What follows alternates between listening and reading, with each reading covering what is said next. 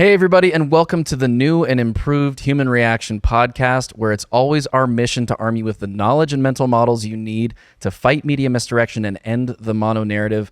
We are happy to be upgrading our show this week from a weekly recap to shorter, single-topic deep dives on current events. This is in hopes of making our episodes more digestible and enjoyable for our listeners and viewers. We hope you enjoy it. And for members, have no fear. We will be always producing the high-quality content that you expect. If you would like to become a member and get this exclusive content, please go to humanreactionpod.com. All right, let's get into the show.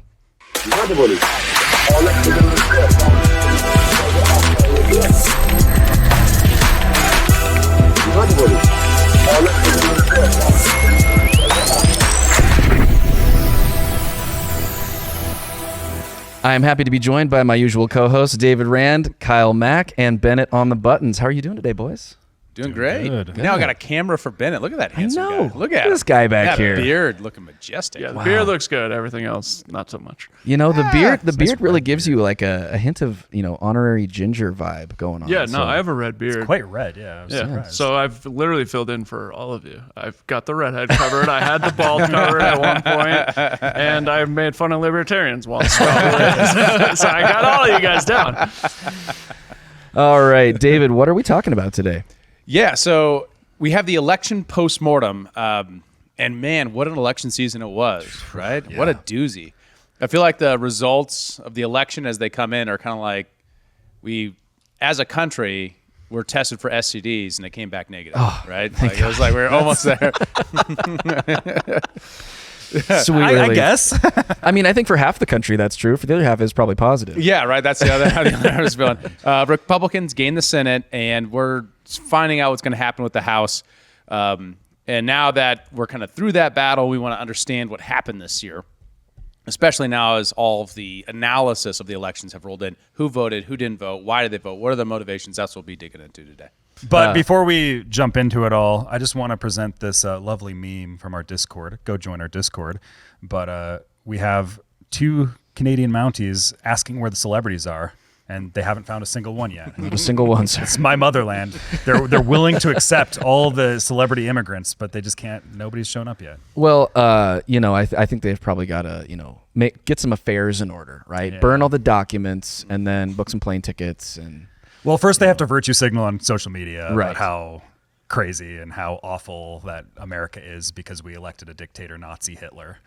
Yes, they have to participate in the public weeping, and then they have to go through the ritual. Right. Yeah. Right. This is true.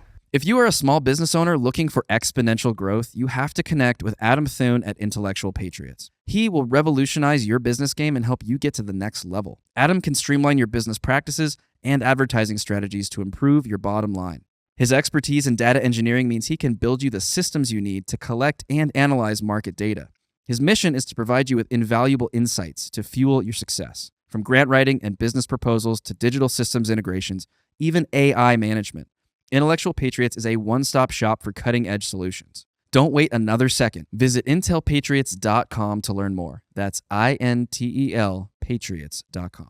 This episode is brought to you by Revved Up Promo, the official apparel partner of Human Reaction. Revved Up is a premier full-service shop specializing in laser engraving, screen printing, and embroidery. Not only are they now making all of our apparel right down the road from us, they can do the same for your brand and ship it to you anywhere in the world.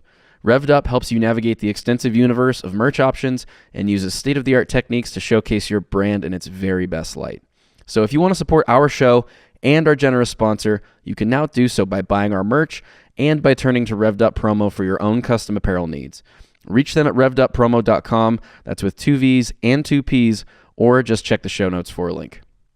So I guess as we move into this, election results, Trump won. Hooray. Cheers to that. If you haven't heard. Cheers to that. I think we're all excited about it. From what I heard was that some people were very surprised that Joe Biden was on the ballot. Google search terms spiked. Where did Joe Biden go? Yeah. Did Joe Biden drop out? Yeah. Was the Google trend? Who's this Kamala lady? Absolutely going nuclear on election day. I imagine that probably had an impact on the way people voted. Don't you think? Oh, for sure. To see Kamala on the ballot instead of Joe Biden, And they're like, still what? confused. And yeah, we could dive into some of that too later when we look at the election turnout numbers and kind of how many people voted for Biden and then didn't show up at all. And then we have people who showed up at the polls and then were surprised to see Kamala was on the ballot, which is strange. I know we're in an echo chamber and we're very involved in politics, but like, how much of a rock do you have to live under to not know that Joe Biden was not running for president?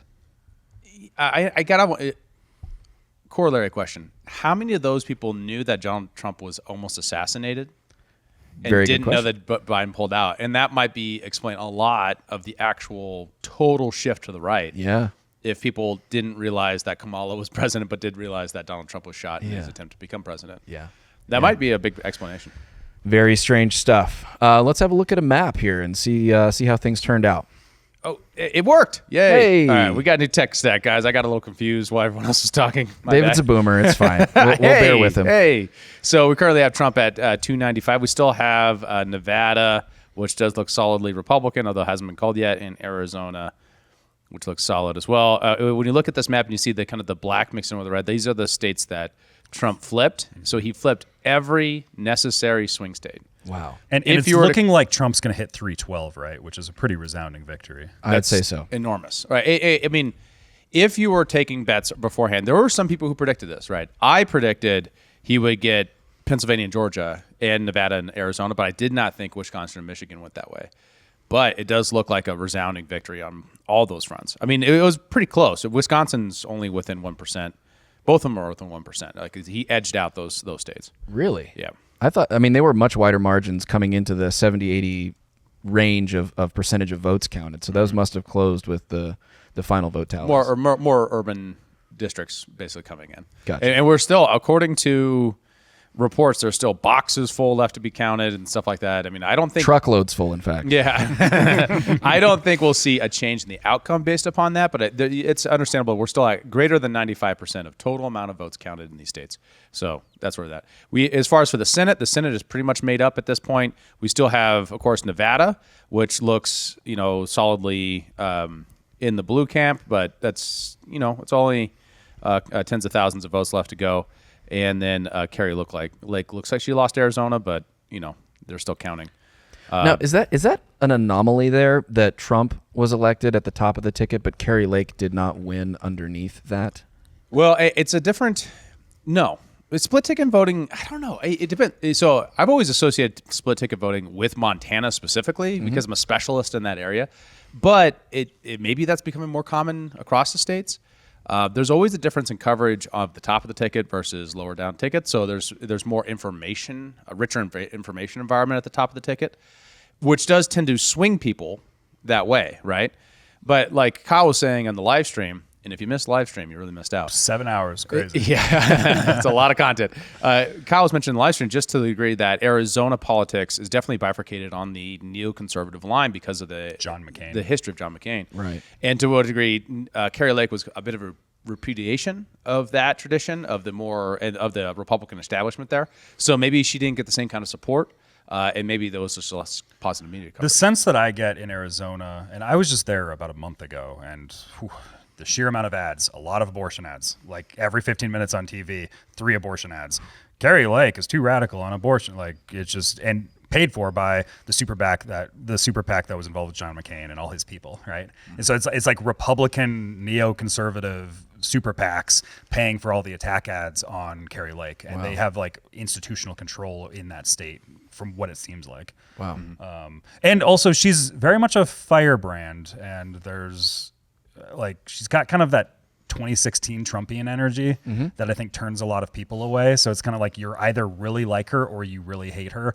And if you're a middle of the road voter that's just kind of paying attention to the ads you're seeing, you're probably leaning against her. Yeah. I also think she has a mixed reputation amongst the Trump crowd themselves. Her background is a very confused. Like she was a Former Buddhist Democrat. at one point, former Democrat. She was a news broadcaster. All that kind of stuff. Really, She's a pretty famous news broadcaster. that's why she was such a popular candidate in many ways. But also, she doesn't have like the cred kind of. She hasn't been fully embraced by the Trump crowd as much What as was other the candidates. thing that we played a few episodes ago? Like that recording between her and somebody else within the. Some shadowy. Yeah, it was the chair of the NRSC. Arizona Republican Party. Do you think? I I don't or the remember. RNC or something like that, the Republican Party within Arizona, where he was trying to get her to drop out of the race and take some cushy corporate job or consulting gig to not run this cycle. Come back in 6 years. Right. Something Yeah, like that was for this election. That was for this election. Yes. So do you, It was like a year ago. It was like when I think it was before she had ever announced or something too. I can't Yes. remember the Yeah, I exact want to say it was timeline. just about a year ago. Yeah. Yeah, and obviously she didn't, and obviously, well, it didn't really work out for her, so Do you maybe she think- should have taken the corporate gig. do you think that played a role? Like, did they, I don't know, not sabotage, but like not maybe give the funding they would normally give or stuff like that? I would think David would probably have a lot of insight on this, but like, Kyle, you mentioned that super PACs were running basically abortion ads against Carrie Lake in Arizona. I imagine that the Republican Party in Arizona would have a bit of say over what the PACs do in sort of a nebulous sense. Obviously, they can't directly collaborate, but they're very establishment John McCain types. Like that, it's sort of like the Lincoln Project. Like it's those types of people. Like it's that ideological base that basically flipped Democrat in the Trump era. do you think that they contributed to that? I don't know about this election cycle, but we do know in 2020 that McConnell PACs definitely spent against candidates that were of the Carrie Lake variety. So I don't know, and that was mostly in the primary, and then the withheld funds throughout the general election and didn't really engage. Meanwhile, the Trump organization ate up a lot of spending at that point as well. We talked about that when we were covering the last cycle. So I think, I suspect that we'll probably see a greater spend out of the Democrats. That seems true everywhere this election cycle. The Democrats got a ton of money this year. Kamala herself got support from how many billionaires? It's like 75 billionaires. Like it's a tremendous amount of spending. I mean, she raised $1 billion, like Yeah. $1 billion. Yeah. And I'm sure you guys saw, still ended up 20 million in the hole. And there's a bit of a controversy and scandal around the situation of subcontractors of all sorts who were involved with their campaign doing various activities couldn't pay their staff, had to lay people off. I mean, it seems like kind of a bit of a problem. Bit of a cluster. Yeah. Carrie Lake's also a big they stole the election person. She's one of the biggest in the country, Right. Especially because Maricopa County is always one of the ones that has all of the problems and has all the people kind of blaming in Arizona, and there's a lot of people in kind of that when she ran before and when Blake Masters ran before, there's a lot of questions that still exist, and she's somebody that's constantly bringing those up, and people in the middle don't really like hearing about it. They don't like hearing questions about that in any way, and I think that turns a lot of people off. Yeah, I think it probably comes off as a bit fringe these days. Well, I mean, in general, anyways. And yeah, wasn't she sponsoring like lawsuits and stuff over that? Yeah. In Maricopa County. She's one of the biggest people in the country on that stuff. Yeah. Probably. So the other one is the House, which is still not called yet. We are currently at the Democrats at 199 and Republicans at 211. I need 218 to control the House. And obviously Republicans are closer, but the Democrats could make up that gap. We're looking at, and I don't know enough about these candidates to be able to say, but we still have quite a few marginal votes that could go either way, with poll leading on Republicans having the advantage, but we don't know yet. Yeah, it's like likely. Well, keep in mind, Republican House control, everything but- below 4% is pretty much plus 4 is a unknown. Yeah. Right. That's the margin in these polls. Wow. So we really don't know anywhere from Calvert all the way down to I don't even know. I'm not even gonna try Perez. Perez. a lot of them still have 25 to 50% of the votes still need to be tabulated. So Yeah.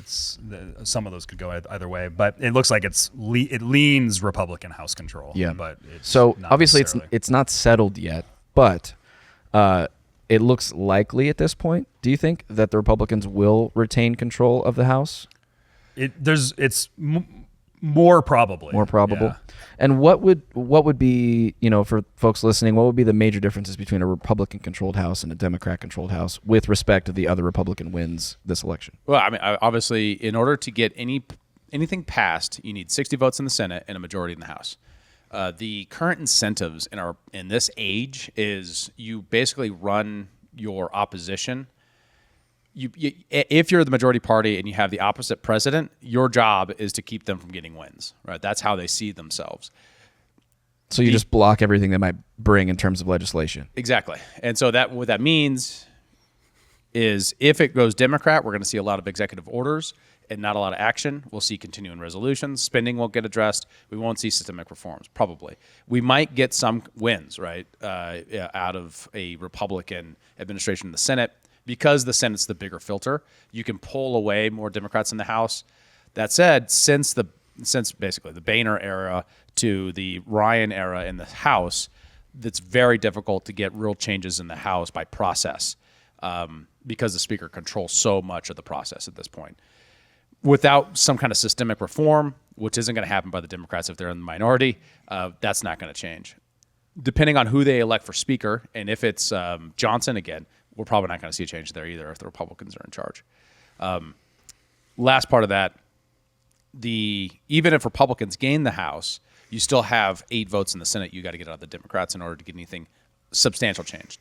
Now, you can do some things on the margin at a 51 vote. Some things don't apply to filibuster, such as some parts of the budgeting process. So you could, do that in the absence of a nuclear option, meaning you take away the filibuster tradition out of the Senate. Because it's not mandated by the Constitution. That's just a tradition in the Senate. I see. Yeah. And obviously the Democrats have been in favor of that in years past. Yeah.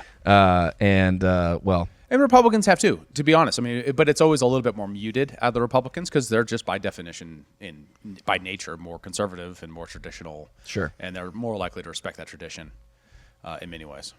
So if we are to expect the Democrats win the House, then most of the changes we hope to see within the federal government will have to come from the executive branch, and that'll be, some of the regulatory reforms and stuff, putting members, in the cabinet that are heads of agencies and advisors, and we can hope to see maybe some of that Department of Governmental Efficiency do work in that way, but there won't be a lot of addressing of the budget problems, the deficit, the debt service that's now over $1 trillion or soon to be over $1 trillion. Mm-hmm. That stuff's going to kind of not be on the table. That's going to continue exactly as it is. Gotcha. Probably. And then what that also means is in the long run, when Trump is out, if there's not another Republican in to support that executive order agenda that he's going to bring to the forefront, we're basically going to see everything repealed come 2028. Gotcha. Yeah, there's in some ways the presidential election is kind of the cultural victory and symbolic victory, while the actual policy victory is reliant on the House right now. Mm-hmm. Or how much of the presidential victory really matters is reliant on how much Republicans win the House. And obviously, I mean, there was a ton of scrutiny and Republican resources, lawyers and such, poll watchers dedicated to making sure that election night was secure and there was no funny business. I mean, everyone's on high alert after 2020 and all the speculation around what happened there. Are those resources, do we know, are they still in place? Are the Republicans still monitoring these elections that are close to make sure that they're not smuggling in anything, or do we have any information on that? I haven't seen that. I mean, part of the variable that is at play as we're interpreting the election results is, and this is a huge dialogue online, right? A lot of speculation is why was the turnout so different from 2020 to 2024? Yeah, I actually just pulled up that image. We had it further down in the notes, but we can pull that up, Bennett. That's all right. So. Yeah, one of the dialogues online here is looking back at the 2020 election. Where did these 13 million voters disappear to? Did they have a rapture? Yeah, obviously not all the votes are in yet, but if you think about how close we are to all the votes being in, that line is not going to get that much taller from 2024. What is that number? It's like 12 million or something like that. It's an enormous number. Yeah. Mm-hmm. Okay, so a couple variables that are not election fraud to note. It's probably true that universal absentee ballots in some counties drastically increased turnout. Yeah. It's probably true that the shutdown in some one of your most common problems with voting and getting people to vote, and I know this because I did a lot of GOTV efforts, is the trade-offs to the time it takes to go vote on election day. So if you have no trade-offs, you're more likely to go vote. Retirees vote at higher numbers than young working professionals. Why? Well, they don't have anything else to do, right? Yeah. Right? If you're at work and you can't get off your shift or whatever, you're probably not going to go to the polls. Yeah, much less if you have an absentee ballot delivered to you without even registering to vote, which happened in some states. Mm-hmm.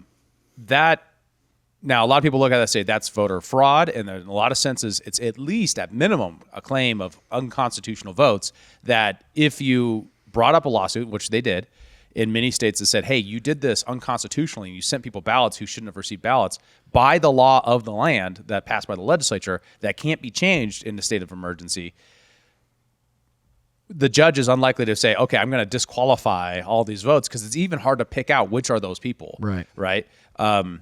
And I mean, obviously, it would be easy to pick out. You just have the list of pre-registration before the election administrator acted, and the list afterwards. You take out those votes, but you don't know once it's been processed, once it's been counted, whose ballots are whom's. Does that make sense? So you'd have to almost go back, filter out the voter rolls, of registered voters, filter out those ballots, and then count all over again. Yeah. Well, even then, you wouldn't know whose ballots are whose. Yeah, that's fair. Right. That's the nature of the secret ballot. Is once you take it out of the envelope, it goes into a separate stack. So you have your stack of ballots and you have your stack of people who voted. You count those two things separately to protect the anonymity of the vote. That's important. That's a key feature of our electoral system. Yeah.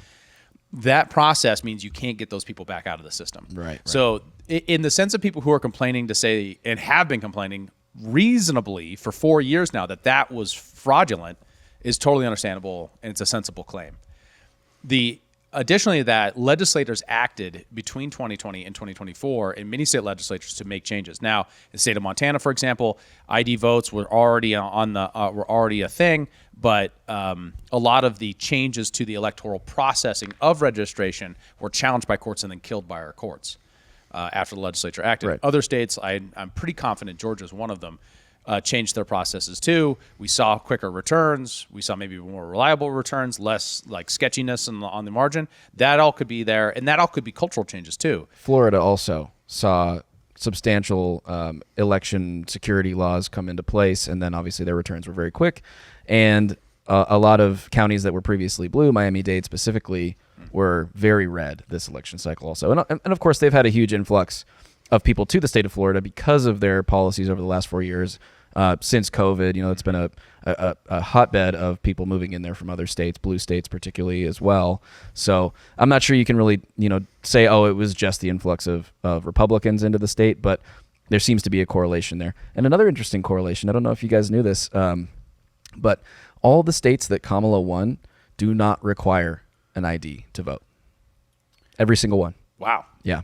Wow. She did win some states Don't that be do. suspicious. Don't be suspicious. They probably require an ID to register, though. I don't know about that. So we have a CBS report here. I actually just pulled it up. And it lists out the states that require photo ID for voting, states that request photo ID, and then states that don't require photo ID. Right.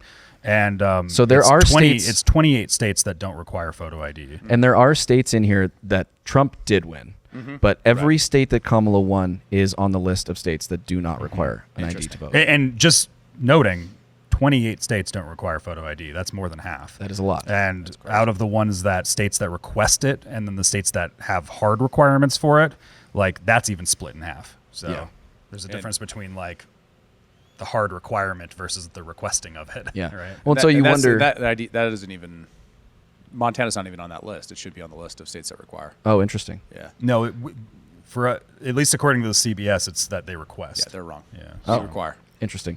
Well, assuming this list is correct, Yeah. assuming CBS News is correct, Screw you, CBS. You done fucked up. but it makes you wonder, some of these states that flipped red, especially at the state legislature level, will we see, election-related legislation come through in these next sessions, before the next presidential election that will continue to fortify that, or, will we not? I don't know. It's an interesting question. Well, and added interesting dynamic here too is what we have is the increased support of Trump, or that shifted Republican over this. Pretty much every demographic, with the exception of the elderly and white college women, moved fairly drastically towards Trump. Like, it doesn't mean that Trump won those demographics, but he improved on those demographics. And I think that could probably be attributed to, and correct me if I'm wrong here, the elderly are generally reliant upon Social Security, at least much more broadly. They're receiving those benefits from the government, so of course they're not going to want to see those things affected potentially by an administration that has run on dramatically reducing the size of government. And then of course with college-educated women. Abortion is the number one topic, probably the only topic really that that population group is really focusing on as their most important issue. So I would see both of those things leaning blue naturally. But for everyone else, it's probably economy, it's inflation, it's it's an insecure border, it's foreign policy, it's the meaningful things that the Trump administration made the center of their campaign. Freedom of speech as well. Well, and if you just look at this chart, it shows how drastic the shift is. Pretty much all the racial minority groups, massive shifts. And in comparison to everything else. It's especially in comparison to where people's expectations were about these groups, right? People had an expectation that Hispanics would go against Trump because of his stance on immigration. It turns out Hispanics are more sophisticated about their understanding of immigration policy than just illegal immigrants good because they're Hispanic, right? Right. That's kind of like a bit of a racist assumption, too. Absolutely. The Asian bloc is an interesting one to me. And I wonder to what degree Kamala dropping her Indian identity and embracing a black identity was a part of that, especially given the, Vivek and I forget it, the one that wears bathrobes all the time. Nikki Haley. Sorry, that was a joke. It was a joke. And J.D. Vance's wife is Indian. Yeah. So there's a greater Indian identity in the Republican Party that maybe is reflective of that. And then lastly, are they just more sensitive to just economic issues and inflationary pressures? There's also a development there too, where in recent years we had all the Asian stuff going on with Harvard and everything. So a lot of the discrimination practices and the affirmative action practices that just kind of put Asians in the opposite category of all the other racial minority groups because they're too good at college. Right. Well, and they got that DEI'd against. Yeah, totally. Yeah. That's exactly it. The woke ideology basically said we don't believe in meritocracy, and here you have Asian American students and Indian American students and just families in general being some of the most industrious, hardworking, skilled, and intelligent populations that we have in the country, and they're the ones who are basically being told, doesn't matter how hard you work or how smart you are, we're going to give it to this person instead. So of course they would feel a little bit attacked by that. One of the other narratives that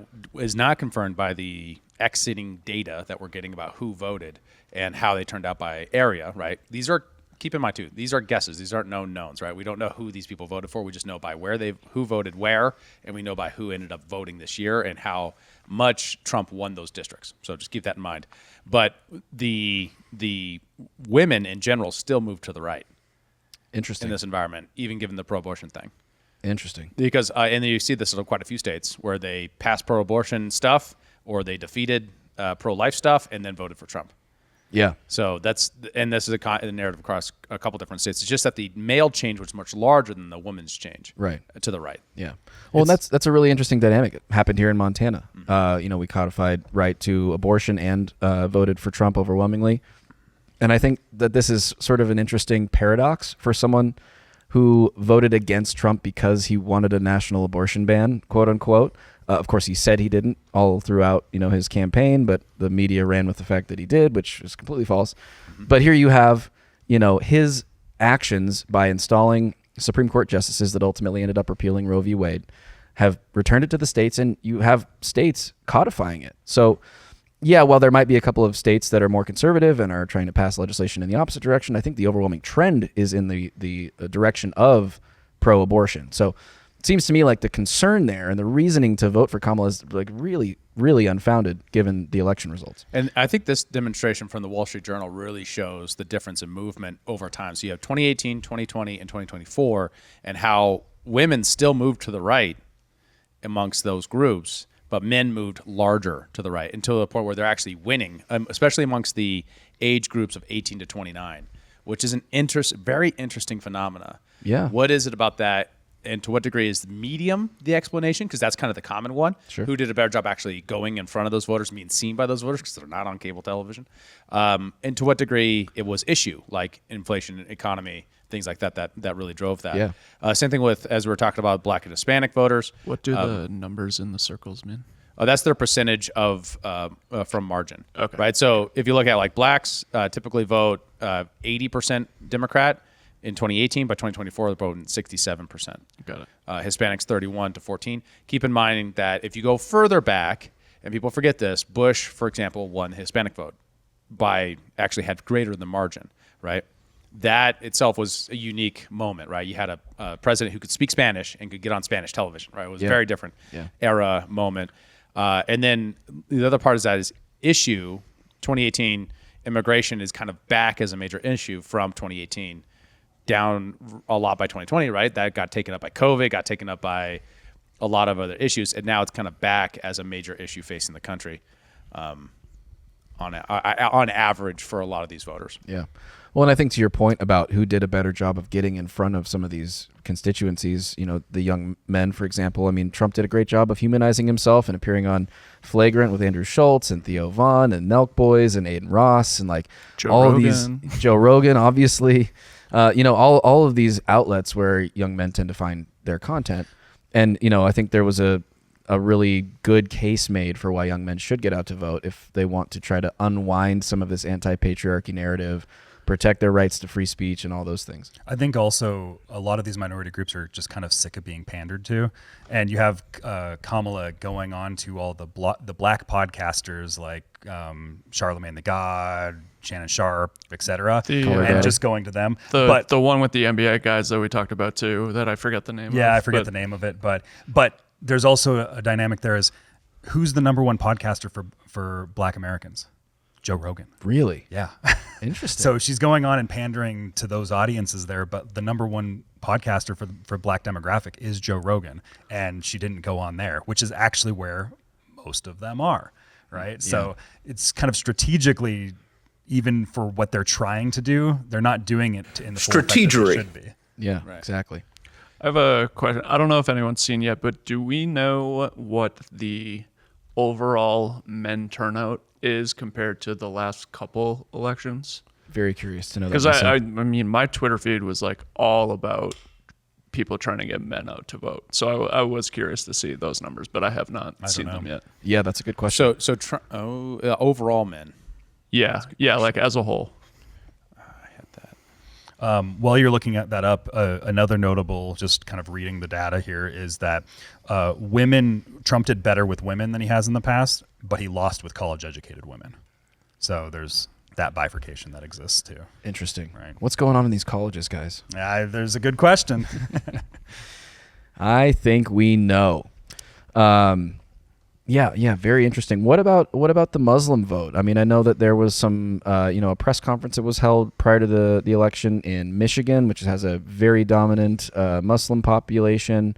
A number of figures, came out and publicly endorsed Trump at that moment. Was that a primary demographic that moved? I think so. And I actually have a video here from Breaking Points. They interviewed the mayor of Dearborn, which is, I think outside of Minneapolis, I think is the biggest Muslim population in the country. Oh, wow. And he had chosen not to endorse anybody, even though he's traditionally Democrat. And I thought he had some interesting things to say on why the Muslim vote went so heavy towards Trump. Ultimately, my decision not to endorse stemmed on an issue of policy. We wanted a presidential candidate who would distance themselves from Benjamin Netanyahu and the ongoing genocide that's not only now in Palestine, but expanding in Lebanon. I'm of Lebanese origin and descent. So is my wife of Lebanese and Palestinian descent. To date, almost every resident I know in this city has had a family member or loved one killed, injured, or displaced. And so when you see the election results, and I just put out my message earlier, I think the first thing to note is no votes are promised to any party or to any candidate. Votes must be earned, first and foremost, especially from a community that is suffering directly from a genocide. And I think that was the message that was sent loud and clear. The anti-genocide candidates lost in the city of Dearborn the pro-genocide candidates lost in the city of Dearborn were those pro-justice, anti-war candidates were the ones who were successful in the city of Dearborn. So if you look to Congresswoman Tlaib, she won. You look to local state representatives, they won. You look to our Supreme Court justices, the Democratic candidates, they won. It was the U.S. Senator who won by a very slim margin, the Democratic senator, and obviously Vice President Harris who lost. Very interesting. Yeah, so his take is that the Muslim population in general is just going for the more anti-war candidate, and that's their biggest issue. And it's an area where I've felt for a while, I've always seen this, is that I've always kind of felt that the Muslim and the Christian population actually have way more in common than differences. But there's always that kind of butting of heads that exists there, I think, going back to 9/11 and whatnot, where it kind of makes that alliance difficult. But I think a lot of the Muslim population has a place within the America First movement. Certainly. And I think we might see some of that here, but it's just kind of interesting to see that dynamic develop there. Yeah, well, I think maybe the other difficulty is the evangelical Christian support of Israel obviously puts them at odds over that as well. So, but yeah, I think you're exactly right. I mean, and that's a beautiful thing to hear, that like the anti-war candidate is the candidate that they're voting for. Like that's a great reason to vote for someone. Yeah. Or somebody that like alludes, people that allude in that direction. Because I think there's a dynamic there where you're like, okay, well, the people that are part of the normal establishment, they're never going to be on your side of any war issues, because that's just not what they do. The neoliberal, the neo-bros, they're not going to be with that. And the Muslims are against the neo-bros. Yeah. I mean, could you imagine anything more offensive to an aware millennial or older Muslim than campaigning with Liz Cheney? Exactly. Right. Yeah. The daughter of, and I don't know, heir to the Cheney princess throne of the neocons, I mean, it's hard to say anything else other than that. I mean, like it's got to be a turnoff. Well, and that's got to be an area where you have reasons for Kamala being just bad against all these different groups, is you have all these people that are like, no, I remember the Cheneys from 2 decades ago. What is happening here? Where you even have like Jon Stewart's trying to be like, Liz Cheney? Yeah. What are you doing? Yeah. Right? They have to. Walz's justification that this gives them permission for libertarians or Republicans to vote for Kamala, it's just a terrible strategy, right? I mean, they think the Lincoln Project is mainstream Republicanism, and it isn't. Well, I mean, I think it just goes to show how out of touch they are generally with like the actual attitudes of libertarians and conservatives. And I mean, I think that was evident very much in the reaction to the result of this election, both from the corporate press and just from like, mainstream liberals, Kamala voters on the internet. And I think we should go ahead and play the Alex Jones clip where he compiles a lot of the, I do want to answer reactions. Bennett's question before we do that. Oh, yes, okay, please. Yeah, sorry to end your. That was a really great transition. Well, thank you so much. But I do want to note this. So we do have a Fox News voter analysis conducted October 28th, when the polls closed to November 1st, suggests that 52% of men age 18 to 44 voted for Trump, while 46 voted for Kamala Harris. So that essentially reversed the split in the last election, when 51% of that group voted for Joe Biden and 45% voted for Trump. Wow. So that's the movement that we're talking about. It's most of the difference between election cycles that explains most of the phenomena in the end voter turnout. And I thought this last part of this is really interesting. Trump's campaign especially focused on young men, including blacks and Latinos, who were casting ballots for the first time. First-time voters preferred Biden by 2-1 margin in 2020, but narrowly went for Trump this time around, and that's huge, right? That's very weird. Typically, the classic model of electioneering is that new voters, when registered, will typically lean towards the dominant culture, which is more typical to be how do I say this? Is more likely to be left, and then as they vote and get into the workforce and have to pay taxes, the more likely they're going to move right. That might explain some of the women's vote here as well. This has an explanation of women's entry to the workforce now nearly getting to parity of men, where 89% of men are in the workforce in the ages between 25 and 54, while 78% of women are. Yeah. So the more you are in the workforce, the more sensitive you are to taxes, the more sensitive you are to government spending and regulation and workplace stuff, Yeah. the more likely you're going to be Republican in many ways. Very interesting. So the sort of feminist movement of getting women into the workforce may actually be trending them conservative, particularly in an economy where there's uncertainty around employment and high inflation, where costs are going up. I mean, and this actually parallels perfectly with a conversation I had with a gal last weekend, randomly at a bar, just someone I had just met. I asked her who she was voting for, and she said, well, reproductive rights are really important to me, but 25% of the people in my industry are unemployed, including myself, and I need a job. And that's the more important thing to me, and I think that Trump can do that, so I'm going to vote for Trump. Well, so I guess more of my question was I know more men voted for Trump, but was there more of a male turnout Was the polls. total number of men voting? total. Yeah, that's more what my question was. Sorry. I'm trying to answer your question, Bennett, and it's just not good enough. Yeah. Sorry, buddy. Change the question. Have you thought about that? All right. So Alex, Let's move Alex on. Jones. Let's move on to some liberal tears here. Now, yeah, we're gonna indulge this just a little bit. Of course, there's a little bit of revelry for those of us on the right side of the political spectrum who have been very well vilified by the left in pretty much every outlet of media, corporate or otherwise, online. So while we do want to focus on a unity message and bringing people together on issues that really matter, we're gonna rub this one in just a tiny. Starting in like 3 minutes. Yeah. How did we get here? How did we get here? What in the Alice in Wonderland nightmares is going on right now? All I can say is how fucking dare you? If you voted for that man, if you voted for anybody other than Kamala and you live in one of the states that it was, close, or if you didn't vote, fuck you. How dare you? It's not gonna happen. Go, Kamala. I chose family. I chose women. I chose America. Is that Sean Penn? How the fuck is this still happening? All I've ever known politically is hatred. I'm done. I'm done. I'm done. I'm done with you. I'm done with you and your mother and your sister. I'm just done with all Is that a of dude? them. How mother will my sister do to him? I'm sorry to all my friends who are Trump supporters. I don't understand how scared Doesn't of that this seem- man I am. Isn't that kind of fake? This guy That's actually the question I want to raise. You can pause it, Bennett. I think we get the idea here. Happy. How much of that The is question is, performative? how much of it is just TikTok engagement farming?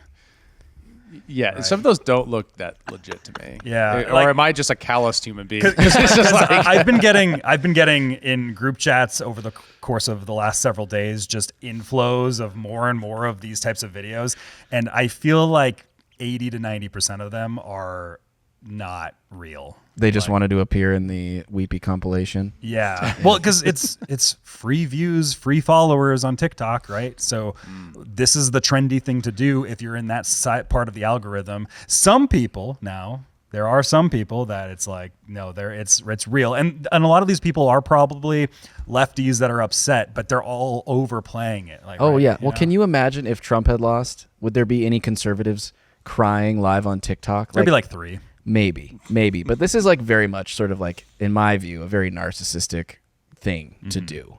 Like, come on. Like, okay, like I understand you're unhappy with the outcome of the election, and yeah, express your emotions and all that stuff. But doing it online is just so disingenuous to me. Well, especially like a weepy, like I gotta hold on, tears aren't here yet. I gotta set up my camera. Yeah, I know, exactly. And then like get in front of me, like, oh, am I framed right? What's my lighting? Okay, like it's hard to.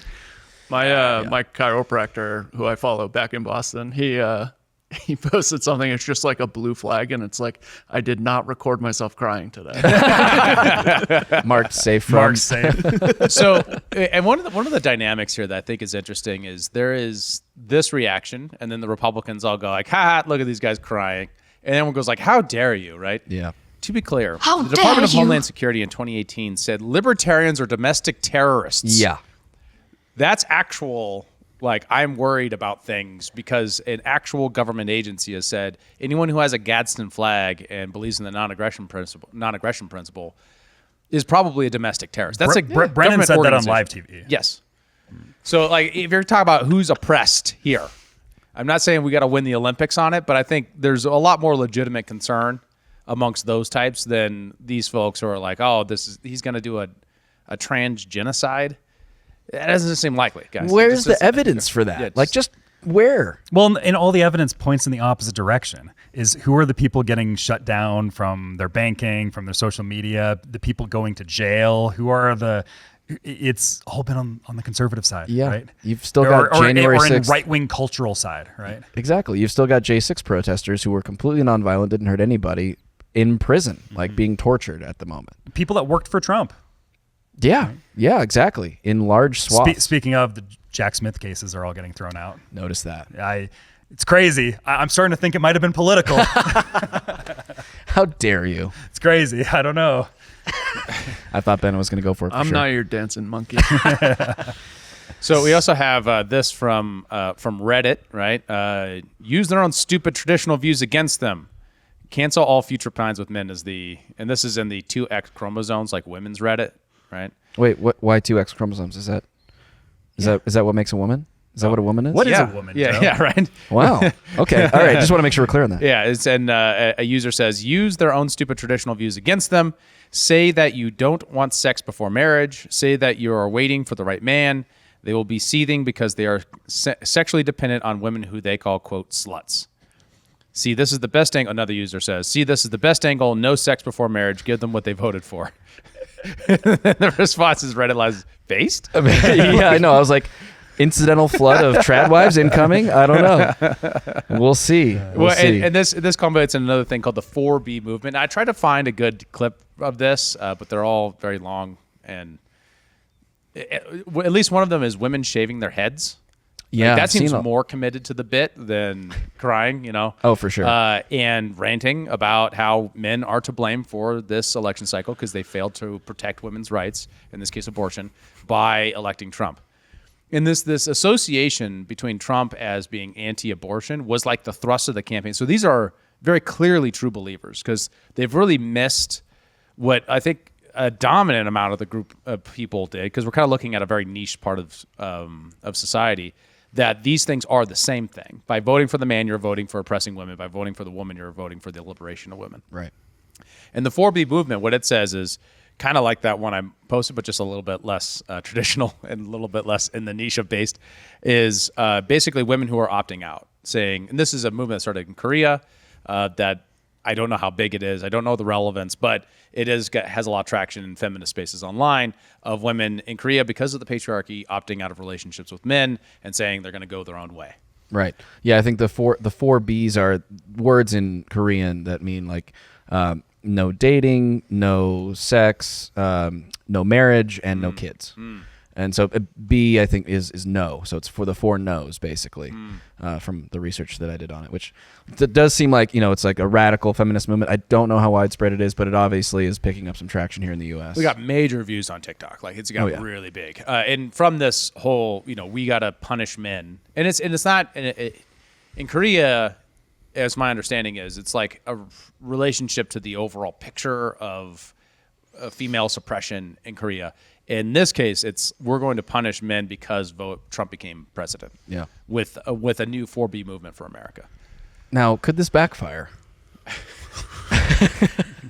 Could this backfire? Well, I think it does raise. I got an interesting tweet here from Richie Torres, who talks about how Donald Trump has no greater friend than the far left, which has managed to alienate historic numbers of Latinos, blacks, Asians, and Jews from the Democratic Party with absurdities like defund the police or from the river to the sea or Latinx. There is more to lose than there is to gain politically from pandering to a far left that is more representative of Twitter, Twitch, and TikTok than it is of the real world. The working class is not buying the ivory towered nonsense from the far left that the far left is selling. Mm-hmm. And I think that goes into with all of these like niche communities within the left, whether it be the 4B stuff that's going on and whatever's going on Reddit over there, but also just things like Latinx, right? It's like, okay, we're supposed to adopt this phrase because we're no longer going to use gendered language within Spanish, which has a gendered language. So we're going to like recreate words and make it so that, Hispanics, you can't use those words anymore because that's insensitive. While we're still pandering to the Latinos or the Latinos. I know words. I have the best words. and Richie Torres is a Democrat from New York, representing the Bronx, I believe. Yeah. He's a congressman, yes, the right? Bronx. Yep. So this isn't like it's coming from someone from outside the left. This is the left talking to itself, and that's a big part of the fallout this week is how to actually understand this. And we have the liberal tiers, and then we have like the actual insightful assessment from Democratic insiders. For example, we got another one from a strategist, Chris Kofinis. He's a Democratic strategist, former chief of staff under Joe Manchin, right? Joe Manchin is like the blue dog Democrat. Quote, this is a historic disaster of biblical proportions. The Democrat Party, as it is dead. This is a historic realignment. There were Reagan Democrats. There are now Trump Democrats. That's like a whoo. That's a big one, and it's a condemnation of the urban centered Democrat approach of we're not going to talk about issues that white middle class working people care about, that working class people of the minority communities are caring about, and we're going to focus on, a broad, generic, celebrity fueled, know nothing campaign that isn't focused on policy. Right. Well, and that's, one of the first stories I saw in the New York Times, I think it was even late on election night or first thing the next morning, was, Trump's victory was fueled by Latinos and working class people. So if you're not willing to talk to them and engage on issues they care about, of course you should not expect to court their votes. And obviously this speaks again to the detachment, the out of touch nature of the left of thinking, oh, we can just win them over with glitz and glamour and brat girl, this and that. It's not working for people who are actually suffering from real problems in their lives right now. No joke. And then we have the corporate press and their kind of reaction to this whole thing. We have a really great clip. Let's see if we can get it to play from CNN. So one thing that I think stands out also, we can't have this conversation, a little bit to your point, Dana, is that maybe it's not so much Democrats' policies or messaging or the words that they use specifically, but there is an entire right-wing media ecosystem that doesn't exist on the left, and it does not exist in the center or mainstream, and people are getting their information in very different ways now. And Donald Trump and Republicans and Elon Musk and Joe Rogan know exactly how to reach Americans where they are, regardless of age and demographic, and that played a big role in this because of the fact of whether it was disinformation, misinformation, or different propaganda that they were feeding to the American public that made them feel the way they did, and the American public felt as though that they were being heard by Donald Trump. And it was. That's very true. I think she nails it. It is framed in a way that's like, oh, these. Well, it's framed in a ridiculous way though. The left has no center. No media game at all? Are you kidding me? Come on. That's all we're talking about. I would say they don't have any independent media game. Their entire media game is locked up inside of a dying system that is the corporate press that is not reaching people in record numbers. Which failing. That's the big dynamic of this entire election is, in a lot of ways, it's much more like we're seeing the death knell go into the corporate press and their control over the election process. They're still going to be around a bit longer, but their power is so gone, especially in the aftermath of Elon Musk buying Twitter.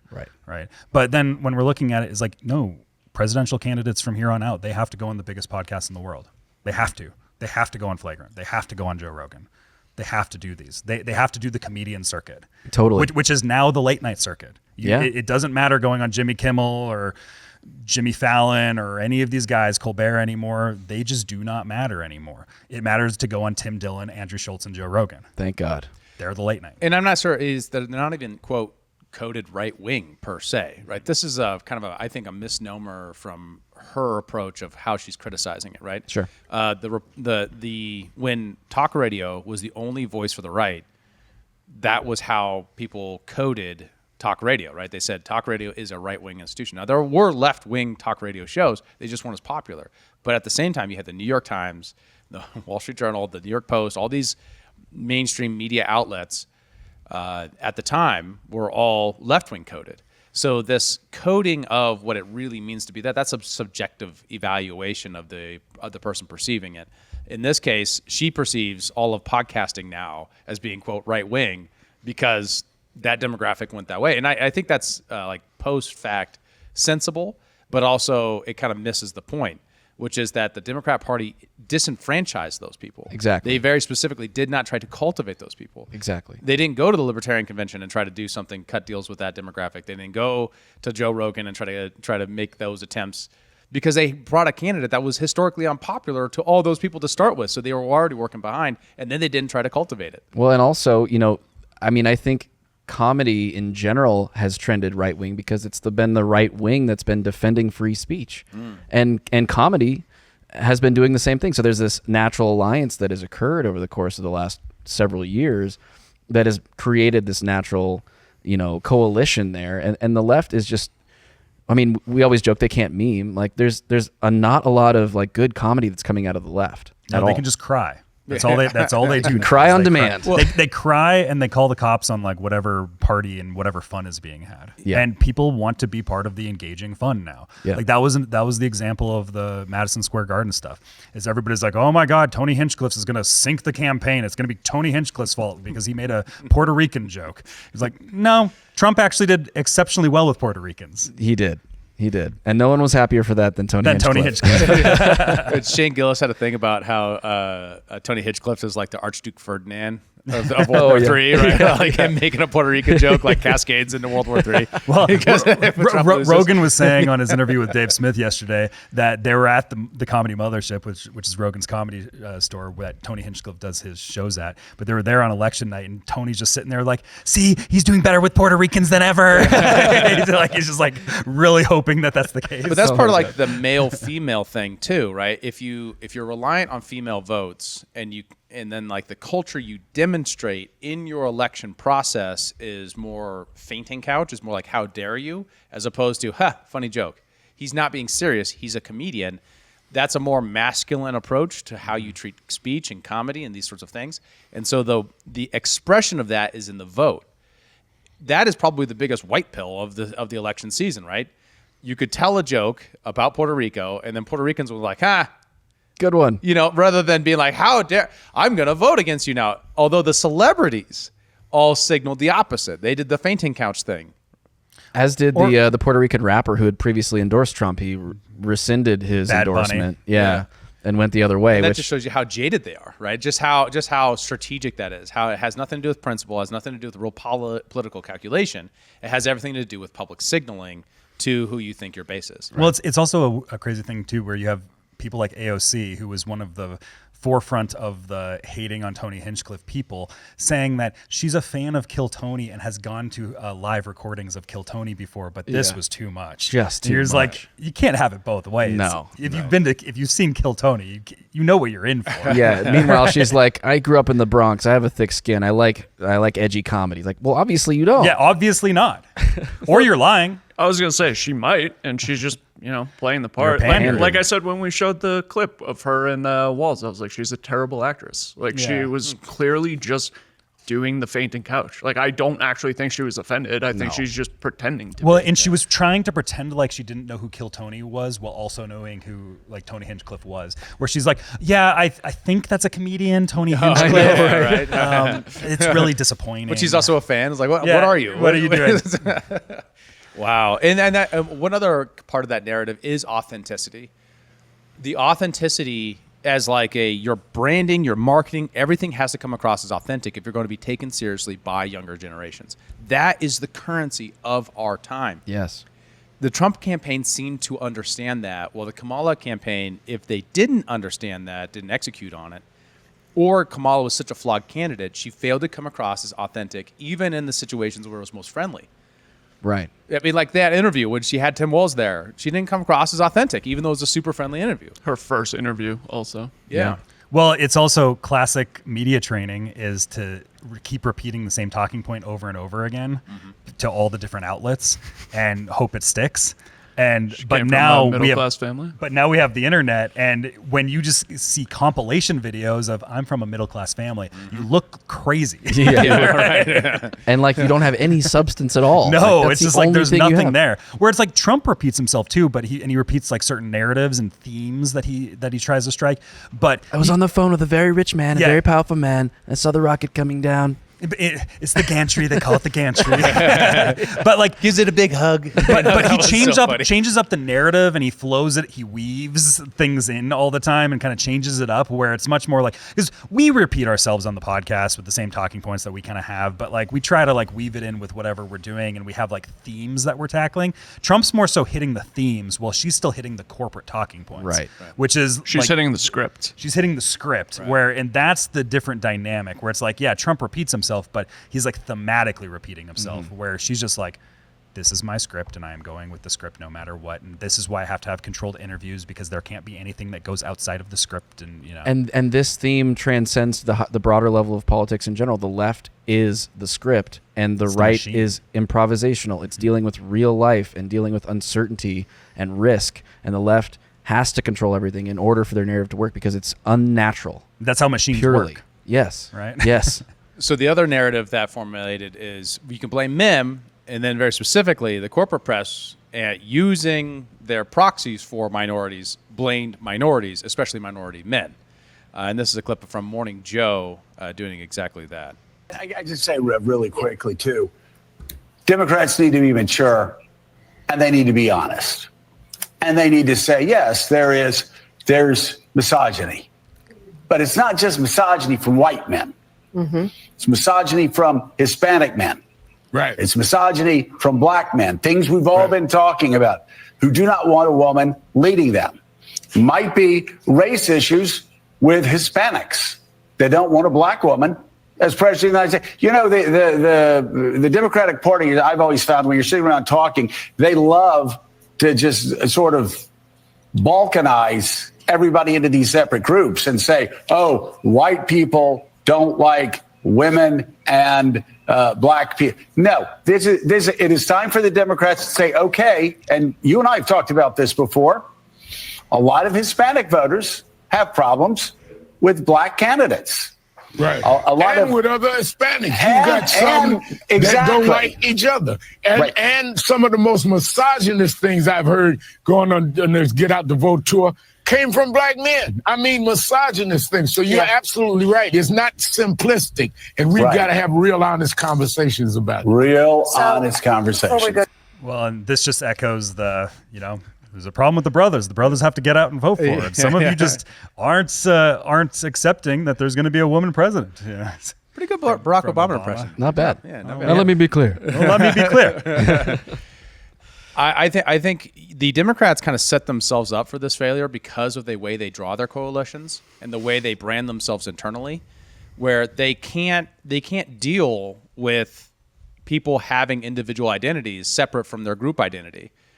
And so when you have a broad-based appeal, such as lower class people wanting a job and not wanting an inflationary environment, you're now in a situation where low-income voters, regardless of race, are going to be more appealed to that when, especially in the absence of having a lower class policy agenda for you to cultivate that.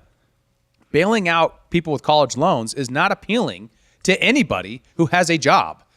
No. Right? Like that just appeals to people who are working as baristas who got a women's studies degree, right? So like it's that challenge of the Democrats' positioning is self-inflicted. And the fact that they would then turn that around and say, no, it's the inherent racism of our own people.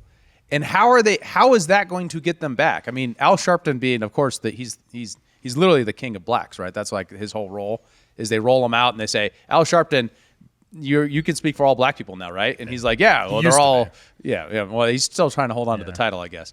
His role here is to very specifically say his own community has no legitimate concerns that Kamala failed to address. His own community is actually just misogynists and racists. It's all they've had for over a decade was shame, and the shame tactics aren't working anymore. People are done with the shame tactics. Yes. Like it's all the cult had. Was you're either an outsider or you're an insider, and if you want to be cool, you're an insider, and otherwise you get publicly shamed and removed from everything. And people are just done with that. Yeah, like it's outlived its usefulness for them, but they're still trying to hold on to the only tactic that they have. Right. And what he's revealing in this clip is his community now is the elite. Is the system. It always has. Always has been. Always has been. And they just tried to use these race tactics and this race baiting. Al Sharpton's the king of race baiting in order to kind of get people in line. But nobody cares about Al Sharpton anymore. Yeah. And people are done with the machine. Yeah. It just in record numbers. It just fucking kills me that it's like we need to be honest. The honesty is everyone's misogynist. It's like, okay, this is why you lost. Like you're not even understanding now. Yeah, it's guys. It's the meme. How could Trump have won? Don't people know he's a Nazi? It turns out, especially for younger people, if you call someone a Nazi, they go like, I've been called a Nazi on my, online my entire life. Since I was 10. Yeah, right. Means nothing. It doesn't mean anything to me anymore because, I have no association with it. So that's another way these narrative formations are so out of touch. You have an inauthentic candidate forced on the Democrat Party. That big chart of that 12 million votes, why didn't people re-register? Well, maybe because they were uninspired by a candidate like Kamala Harris who didn't have a primary. Just don't want women to be president. Yeah, beyond the fact that you can fall out of registration 12 really million easy. people. There's a lot of people who move. The people who move a lot are the least likely to vote because you have to re-register. It just takes extra steps. If that's a lot of those people who got ballots and all the things we explained with that, those people are least likely to be inspired by or get motivated to vote for a candidate who, on every level, and this is another white pill that we could take away. On every level, the Kamala campaign really failed to pick up and do the job of a campaign. And then it turned out that way in the actual ballot, where Trump won all these things, partially because Trump did good campaigning too. So we don't want to take that away, but also because Kamala failed the campaign. And that, we did a whole skiff episode about how democracy is the gun that failed, right? And all the problems with democracy. But in that sense, our representative democracy might be functioning in a lot of ways because the candidate that actually tried to do something to appeal to voters won, and the one that failed to, lost. And I would tried say, to run on basically absence of an idea. Right. And I would say I was a little bit cynical about whether or not it would even work. Because, from what we're seeing, obviously, maybe we're in an echo chamber, but I think we and a lot of people on the internet, on X and elsewhere, do see the reality of kind of how people are feeling, what's happening, because we're not watching the mainstream or the corporate press who is putting out the leftist narrative. But I have to say I was not super confident that it would work because there are so many ways that I think things could be manipulated, right? And whether or not, and I don't want to take away from your white pill because it's a wonderful thing, and I agree with you. But there are still ways for the system to fight this movement. Oh, absolutely. And I think we need to be super on high alert about what those things are and what the things might be coming down the road are. And I'm sure we'll talk about that in future episodes. We could talk about it a little bit now. At least tease it. So one of those things is the 15th Amendment, which we brought up in the live stream, right? To what degree are we going to see lawsuits and lawfare kind of carry over? Now, we do have some of those kind of being nipped in the bud immediately. But we also have, we got the Lincoln Project saying we're not done. So that campaign will continue to undermine the narrative formation around the Trump presidency as it goes on. So they're not going anywhere. You had the 15th Amendment is another one. And then you have staffing, which is what our other video is going to be, releasing soon after this one because we're now doing our topical rather than our weekly roundup. So keep an eye out for that one because infiltrating the administration and then undermining within is the next best tactic that they have in order to prevent substantial gains within the executive branch, even regardless if the Democrats don't control Congress. Right, right. Let's queue up. We can close out here with the Jimmy Kimmel one. I think that's the. I think that's the pinnacle of. Do you really want to be on this side? How high is he? High on tears. You see those eyeballs? High on tears. Let's be honest. It was a terrible night last night. It was a terrible night for women, for children, for the hundreds of thousands of hardworking immigrants who make this country go. And all the guests at these parties. For healthcare, for our climate, for science. Why is he clapping? For journalism, Do you for think they had justice, the for free applause speech. It was a terrible sign night on? for poor people, for the middle class, for seniors who rely on Social Security, for our allies in Ukraine, for NATO, for the truth. The truth. Yep, the truth. Democracy and decency. And it was a terrible night for everyone who voted against him. And guess what? It was a bad night for everyone who voted for him, too. You just don't realize it yet. You just don't get it. You just don't get it. How is it definitionally bad for democracy when the democratic process just happened, right? How is that bad for, ipso facto, the democratic process happened, and then you're saying it's bad for democracy. What's even going on? I feel like the democratic process won because the candidate that was not elected to anything via democratic process was the one that lost the democratic election. Exactly right. I know you've all seen the video where it's a compilation. In fact, I think you shared it, Kyle, where they replace all these clips of people talking about threats to democracy with the word bureaucracy. This is an exact our use democracy case. gets changed to our bureaucracy. Yes. So there's Donald Trump is a threat to our bureaucracy. Correct. Correct. Correct. On media outlets. That was a good one. Actually, I almost had that in the clips, but it was a little bit much. Yeah, well, it's very true. And I mean, I think that's a perfect use case for it. But yes, well. But let me just on the inoculation of that. I don't think we're going to see legal immigrants be deported. I don't know what he's talking about there. That's like false. We're not going to see a trans genocide. If anything, the worst thing for Ukraine was the Ukrainian war, which has annihilated a generation of Ukrainians and driven the women who left into prostitution. Probably not great. That was an act provoked by and caused by the Biden administration when they sent Kamala Harris to the Bucharest summit, and then who showed up and said, "Hey, let's put Ukraine in NATO." That's what provoked the war. So, if you have questions about that, check out Liam's interview with Scott Horton, dropped last week. It's an amazing interview, really great. And we'll link it at the end of the show. Decency is on the ballot, guys. Decency. Or it was, and decency lost. But indecency is just so much fun. Wait a minute. Who's more decent? The guy who went on the comedy podcast and made jokes, but it was largely kind of a square guy, right? And then, or the lady who had Nicki Minaj campaigning for her. Cardi B. Megan Thee Stallion. Yeah, like these are the twerking for democracy. The dealers of our most degenerate parts of our culture are the ones campaigning for the other side. What are we talking about when we mean decency? Yeah. Well, we mean an entirely different thing than he means. And I'm not saying that Trump's perfect. I'm not defending every action he's ever made, but I'm just saying like it's obviously a more complicated story than decency versus non-decency. Come on. Yeah. Yep. No, very true. Control versus non-control. Mm-hmm. That's really what it comes down to. Mm-hmm. Yeah. Absolutely. So as we close out here, we're going to be doing a skiff episode. We should pitch a skiff episode where for members, you will get extra content, and we're going to be diving into the deconstruction of the deep state and Donald Trump's 10-point plan to eradicate the deep state. We're going to be diving into that piece by piece. I love it. Is it going to work? Wait. I'm going to have some criticism, so it should be fun. It will be good. Yeah. Please join us in the skiff. If you are not yet a member, go to humanreactionpod.com to find out how you can access all of our exclusive content. For everyone who has been watching and listening, thank you so much. We appreciate you as always, and we will see you in the next episode. Peace. Thanks for tuning in to Human Reaction. Please be sure to like, follow, subscribe, and give us a review on your podcast platform of choice. And if you want to become a member and support the show financially, check out humanreactionpod.com.